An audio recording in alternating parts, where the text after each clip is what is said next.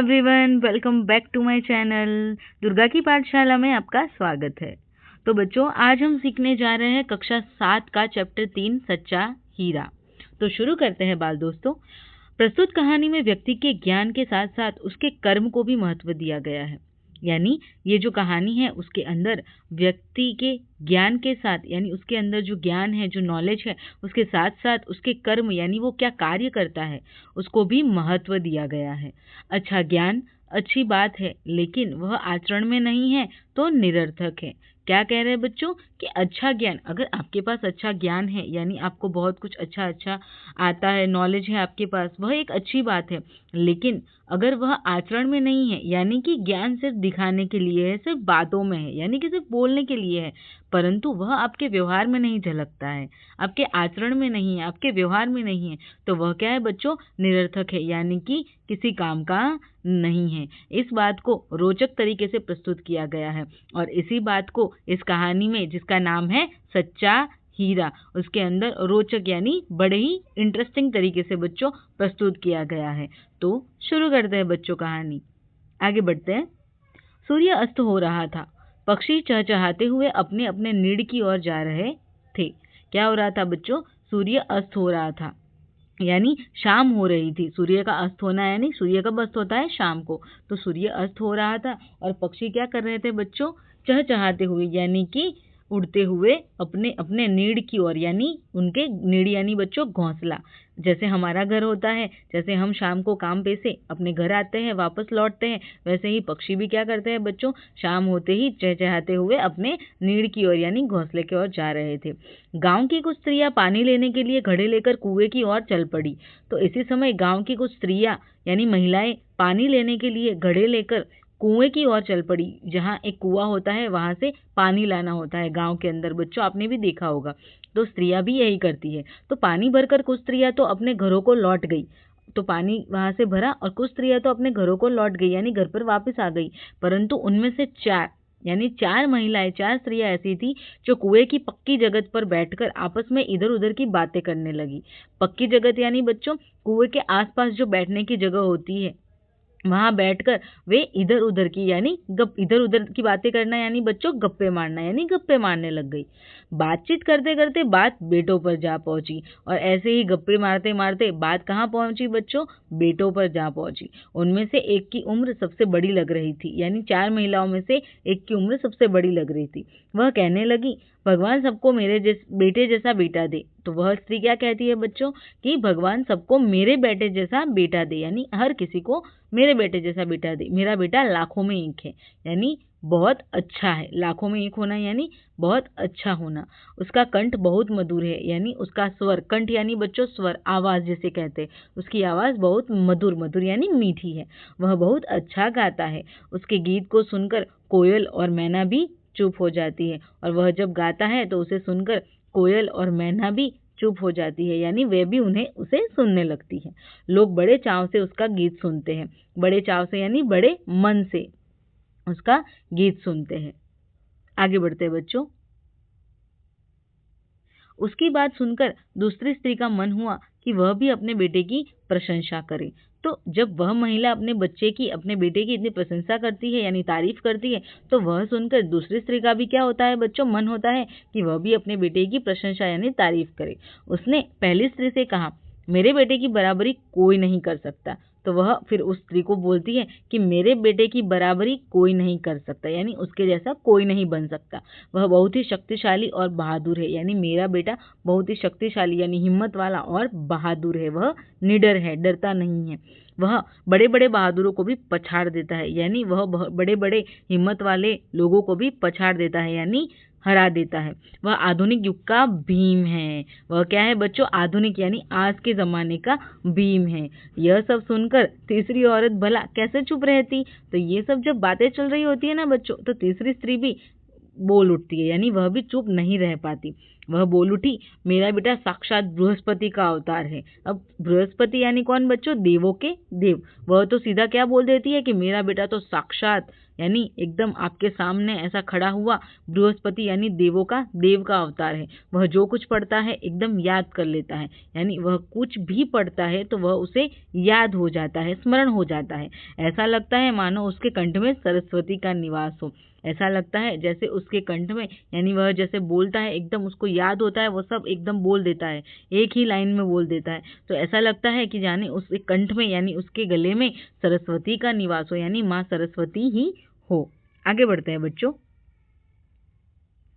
तीनों औरतों की बातें सुनकर चौथी स्त्री चुपचाप बैठी रही। अब क्या होता है बच्चों कि तीनों औरतें जो बोल रही होती है, इन तीनों की बातें पूरी हो जाती है। तीनों की बात, तीनों ने अपने बेटों की जो प्रशंसा की वह सुनकर चौथी स्त्री चुपचाप बैठी रही। उसने अपने बेटे के बारे में कुछ न कहा, यानी उसने अपने बेटे के बारे में कुछ भी नहीं बोला। पहली ने उसे टोकते हुए कहा, तो यह सब देखकर पहली स्त्री जो होती है, जो सबसे उम्र में बड़ी दिख रही थी, उसने उसे टोका और कहा, क्यों बहन, तुम क्यों चुप हो? तुम भी तो अपने बेटे के बारे में कुछ बताओ, यानी तुम भी अपने बेटे के बारे में कुछ बताओ। चौथी स्त्री ने बड़े ही सहज भाव से कहा, सहज भाव से यानी एकदम आराम से कहा। तो चौथी स्त्री अब क्या करती है बच्चों, एकदम आराम से कहती है, मैं अपने बेटे की क्या प्रशंसा करूं, यानी मैं अब अपने बेटे की क्या तारीफ करूं।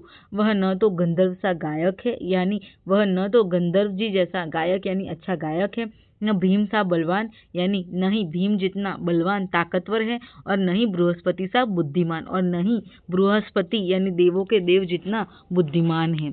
कुछ समय बाद जब वे सब घड़े सिर पर रखकर लौटने लगी, तभी किसी गीत का मधुर स्वर सुनाई पड़ा। तो कुछ समय बाद क्या होता है बच्चों कि जब वे स्त्रियां, चारों स्त्रियां अपने घड़े यानी मटके ले सिर पर लगकर पानी से भरे हुए घड़े लेकर लौटने यानी वापस जाने लगी, तभी किसी गीत का मधुर स्वर सुनाई पड़ा। तभी कोई एक गीत सुनाई दिया।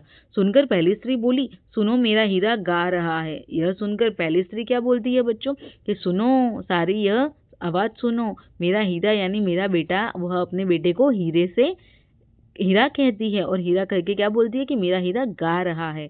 तुम लोगों ने सुना उसका कंठ कितना मधुर है, यानी कि तुम लोगों ने सुना कि उसका कंठ यानी उसकी आवाज कितनी मीठी है। वह लड़का गीत गाता हुआ उसी रास्ते से निकल गया। तो वह लड़का क्या करता है बच्चों, गीत गाता हुआ उसी रास्ते से निकल जाता है। उसने अपनी माँ की ओर कोई ध्यान नहीं दिया, और वह गीत गाता हुआ निकल जाता है, पर वह अपनी माँ की तरफ कोई ध्यान नहीं देता, यानी उसकी माँ को नजरअंदाज कर देता है। इतनी में दूसरी स्त्री का बेटा उधर से आता दिखाई दिया। तभी क्या होता है बच्चों कि जो दूसरी स्त्री होती है, जिसने भी अपने बेटे की तारीफ की थी, उसका बेटा उधर से आता दिखाई दिया। दूसरी स्त्री उसे देखकर गर्व से बोली। अब दूसरी स्त्री भी बोलती है कि देखो वह मेरा लाडला बेटा आ रहा है। एकदम वह गर्व से बोलती है कि देखो वह मेरा लाडला बेटा आ रहा है, यानी मेरा अच्छा बेटा आ रहा है। शक्ति और सामर्थ्य में इसकी बराबरी कौन कर सकता है, यानी शक्ति यानी ताकत और सामर्थ्य हिम्मत में इसकी बराबरी कौन कर सकता है। वह यह कह ही रही थी कि उसका बेटा भी उसकी ओर ध्यान दिए बिना ही निकल गया। अब जैसे ही वह यह सब बोल रही होती है, तो इसी समय क्या हो जाता है बच्चों, उसका बेटा भी उसकी ओर ध्यान दिए बिना यानी उसको देखे बिना ही निकल जाता है। वे कुछ आगे बढ़ी तो एकाएक तीसरी स्त्री का बेटा उधर से संस्कृत के श्लोकों का पाठ करता हुआ निकला। अब जैसे थोड़ा वे आगे बढ़ती है तो एकाएक क्या होता है, एकाएक यानी बच्चों अचानक तीसरी स्त्री जो होती है उसका बेटा भी उधर से संस्कृत के श्लोकों का पाठ यानी संस्कृत के जो श्लोक होते हैं वह बोलते हुए, उसका पाठ करते हुए, उन्हें याद करते हुए निकल जाता है। उसके उच्चारण से ऐसा लग रहा था मानो उसके कंठ में साक्षात सरस्वती विराजमान हो, और वह जैसे उच्चारण कर रहा था यानी बिना देखे एकदम याद से बोल रहा था, जैसे ऐसा लग रहा था कि उसके कंठ में तो मानो साक्षात सरस्वती माँ विराजमान हो। तीसरी स्त्री ने गदगद स्वर में कहा। तो यह देख के तीसरी स्त्री क्या कहती है बच्चों, गदगद स्वर में यानी एकदम खुशी से बोल उठती है, देखो यही है मेरी गोद का हीरा, यानी देखो यही है मेरा अच्छा सा बच्चा। इसे कौन बृहस्पति का अवतार नहीं कहेगा, यानी इसे कौन देवों का देव नहीं कहेगा। परंतु उसका बेटा भी माँ की ओर देखे बिना आगे बढ़ गया।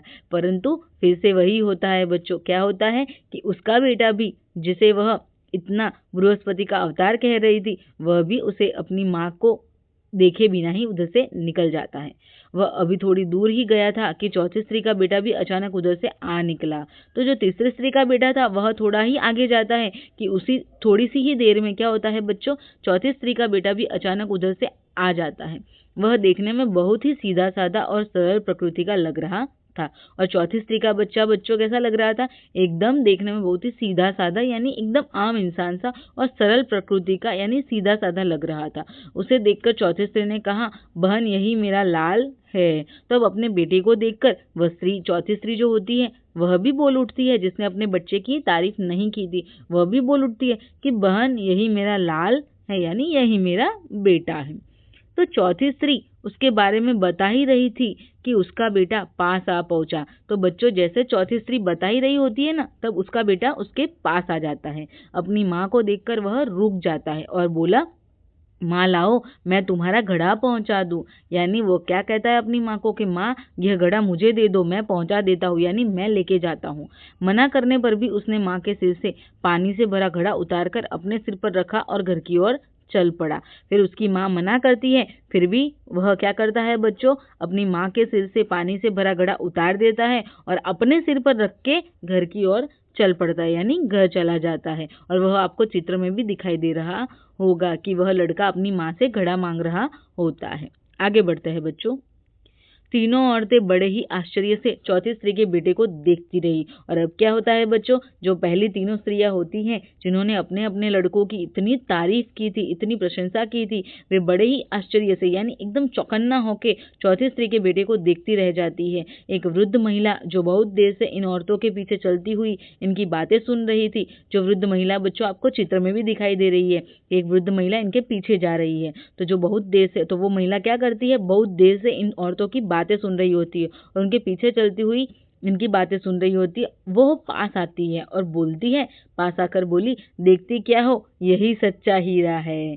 जब वह तीनों स्त्रियां एकदम आश्चर्य से उस चौथी स्त्री के बेटे को देखती होती है, तभी वह जो बूढ़ी औरत होती है वह आके क्या बोलती है बच्चों, वृद्ध महिला क्या बोलती है कि देखती क्या हो, यही सच्चा हीरा है, यानी इसे ही सच्चा हीरा कहेंगे। सच्चा हीरा होना मतलब बच्चों अच्छा आदमी होना, यही अच्छा आदमी है। तुम तीनों ने जिसकी प्रशंसा की वे अच्छे आदमी नहीं कहलाएंगे, अच्छा आदमी तो यह कहलाएगा। तो बच्चों यह कहानी हमें यहीं समाप्त होती है और इस कहानी से आपको यह सीख मिलती है कि आपके अंदर जितना भी ज्ञान हो, चाहे आप कितने भी बड़े विद्वान क्यों ना हो, परंतु अगर वह ज्ञान का आप इस्तेमाल ना कर पाओ, उपयोग ना कर पाओ, आप अपने व्यवहार में उसे ना उतार पाओ, तो वह ज्ञान निरर्थक है, वह ज्ञान किसी काम का नहीं है। तो आपको भी अपने ज्ञान का क्या करना है बच्चों, सदुपयोग करना है, उसका दुरुपयोग कभी नहीं करना है। ओके बच्चों, तो यह कहानी यहाँ समाप्त होती है। और अगर इस कहानी से आपको जो अच्छी सीख मिली है तो वह आप कमेंट बॉक्स में टाइप कर सकते हो, और अगर कुछ भी समझ ना आए तो आप कमेंट बॉक्स में टाइप कर सकते हो। और अगर आपको वीडियो पसंद आए तो आप लाइक, शेयर और सब्सक्राइब करना ना भूलें। तो वीडियो खत्म होने से पहले बच्चों हम इस चैप्टर के शब्दार्थ और मुहावरे देख लेते हैं, ताकि यह चैप्टर आपको यानी यह कहानी समझने में आपको और भी आसानी हो। तो सबसे पहला शब्दार्थ है बच्चों हीरा। हीरा यानी नवरत्न, यानी आसान भाषा में हम कहें तो बहुत ही अच्छा आदमी, जिसे हम हीरा कहेंगे। उसके बाद है बच्चों चहचहाना। चहचहाना यानी चहकना, चहकाना।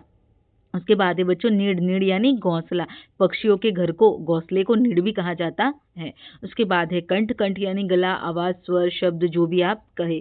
उसके बाद है बच्चों चाव। चाव से यानी प्रबल इच्छा होना, लगन होना। लगन से कोई भी काम करते हैं तो उसे हम क्या कहेंगे, चाव से करना। उसके बाद है बच्चों प्रशंसा। प्रशंसा करना यानी तारीफ करना, उसके गुणों को अच्छा बताना। उसके बाद है बच्चों बराबरी। बराबरी यानी तुलना करना, समता करना, समानता करना। सामर्थ्य। सामर्थ्य यानी बल, योग्यता। उसके बाद है बच्चों पछाड़ना। पछाड़ना यानी हराना, पटकना या गिराना। उसके बाद आता है आधुनिक। आधुनिक यानी अर्वाचीन, नवीन, इस जमाने का, 21वीं सदी का, जिसे हम आधुनिक कहेंगे। उसके बाद आता है बच्चों बृहस्पति। बृहस्पति किसे कहेंगे हम, देवों के गुरु को हम बृहस्पति कहेंगे। उसके बाद आता है साक्षात। साक्षात यानी जब एकदम हमारे सामने सम्मुख कोई खड़ा है तो उसे साक्षात कहेंगे। उसके बाद आता है निवास। निवास यानी घर, रहने का स्थान। उसके बाद है टोकना। टोकना यानी रोकना या पूछताछ करना, बीच में अटकाना, उसे भी हम टोकना कहेंगे। उसके बाद है मधुर। मधुर यानी मीठा। गर्व। गर्व यानी अभिमान, अहंकार, जिसे अहंकार भी कहेंगे। और आगे है प्रकृति। प्रकृति यानी स्वभाव, जिसे नेचर या कुदरत भी कहा जाता है। तो बच्चों इस कहानी में हमें कुछ मुहावरे भी देखने मिले हैं जो हमें एग्जाम के पॉइंट ऑफ व्यू से बहुत उपयोगी होंगे। तो शुरू करते हैं। पहला मुहावरा है हमारा इधर उधर की बातें करना। अब इधर उधर की बातें करना यानी गप्पे मारना। दूसरा है लाखों में एक होना। लाखों में एक होना यानी विशिष्ट होना, सर्वश्रेष्ठ, सर्वोत्कृष्ट होना, सर्वश्रेष्ठ होना। उसके बाद है बच्चों पछाड़ देना। पछाड़ देना यानी हरा देना, गिरा देना। उसके बाद का मुहावरा है बराबरी करना यानी मुकाबला करना, तुलना करना। उसके बाद है बच्चों सच्चा हीरा होना, जो इस चैप्टर का यानी कहानी का शीर्षक भी है। उसका मतलब होता है अच्छा आदमी होना। जो अच्छा आदमी होता है वही सच्चा हीरा होता है। Thank you so much.